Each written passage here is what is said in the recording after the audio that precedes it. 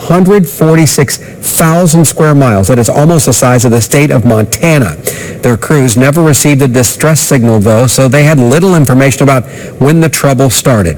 Tonight, Channel 9's Ashley Edlin met with a maritime safety instructor to ask what boaters can do now in case the unthinkable ever happens to them.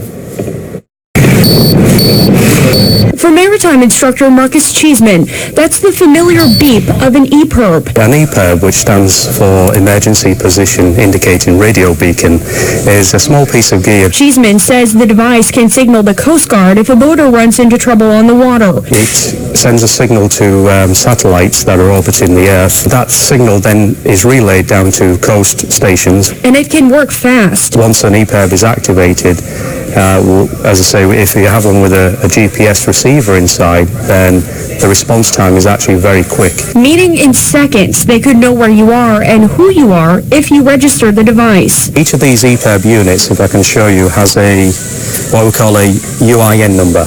That's a unique identification. That number there is attached to all your information. So let's say I have my EPIRB and it's registered. I now have to figure out where to place it on my boat.